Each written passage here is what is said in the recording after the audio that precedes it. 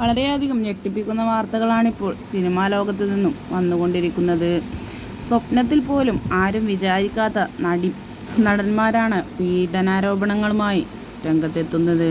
പീഡിപ്പിക്കപ്പെട്ടു എന്ന പരാതിയുമായും പീഡിപ്പിച്ചു എന്ന പരാതിയുമായും ഓരോരുത്തരും വരുമ്പോഴും മലയാളികൾ ഒന്നടങ്കം ആശങ്കയോടെയാണ് ഇതിനെ നോക്കിക്കാണുന്നത്.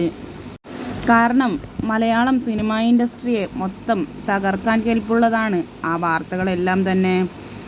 ഏതെല്ലാമാണ് സത്യം, ഏതെല്ലാമാണ് നുണ എന്ന് ഒരിക്കൽ പോലും തിരിച്ചറിയാൻ പറ്റാത്ത രീതിയിലാണ് ഇപ്പോൾ കാര്യങ്ങളുടെ പോക്ക്. ജയസൂര്യക്കെതിരെയാണ് ഏറ്റവും കൂടുതൽ വിമർശനങ്ങളും പീഡന പരാതികളും വന്നിട്ടുള്ളത്. അതിനെല്ലാം മറുപടിയുമായോ ഒരു പ്രതികരണമായോ ഒന്നും തന്നെ താരം ഇതുവരെയും രംഗത്തെത്തിയിരുന്നില്ല. ഇപ്പോഴിതാ അല്പസമയങ്ങൾക്ക് മുൻപാണ് ജയസൂര്യ തൻ്റെ ഇൻസ്റ്റഗ്രാം അക്കൗണ്ടിൽ ഒരു പോസ്റ്റ് ഇട്ടത്. ആ പോസ്റ്റ് നിമിഷ നേരങ്ങൾ കൊണ്ടാണ് സമൂഹ മാധ്യമങ്ങളിൽ വൈറലായി മാറിയതും. ആ പോസ്റ്റ് ഇങ്ങനെയായിരുന്നു: ഇന്ന് എൻ്റെ ജന്മദിനമാണ്. ആശംസകൾ നേർന്ന് സ്നേഹപൂർവ്വം കൂടെ നിന്നവർക്ക് നന്ദി.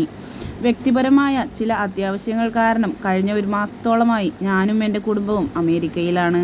ഇതിനിടയിലാണ് തീർത്തും അപ്രതീക്ഷിതമായിക്കൊണ്ട് എനിക്ക് നേരെ 2 വ്യാജ പീഡനാരോപണങ്ങൾ ഉണ്ടാകുന്നത്. സ്വാഭാവികമായും മറ്റേതൊരു വ്യക്തിയെയും പോലെ അത് എന്നെയും തകർത്തു, എൻ്റെ കുടുംബാംഗങ്ങളെ ദുഃഖത്തിലാഴ്ത്തി.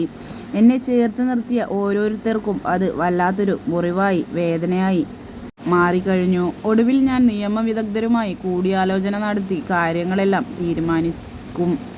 ആർക്ക് നേരെയും എപ്പോൾ വേണമെങ്കിലും ഇങ്ങനെയൊരു വ്യാജ പ്രചരണം നടത്താം എന്നും ആർക്ക് നേരെയും ഇങ്ങനെയുള്ള ആരോപണങ്ങളൊന്നും വരാതിരിക്കട്ടെ എന്നും ഇവിടെയുള്ള ജോലികളെല്ലാം തീർത്തു കഴിഞ്ഞാൽ ഞാൻ വേഗം തന്നെ തിരിച്ചെത്തി നിയമ നടപടി സ്വീകരിക്കുമെന്നും വേണ്ടതെല്ലാം ചെയ്തുകൊണ്ടിരിക്കുകയാണ് എന്നും പറഞ്ഞുകൊണ്ടായിരുന്നു ജയസൂര്യ തൻ്റെ വാക്കുകൾ അവസാനിപ്പിച്ചത്.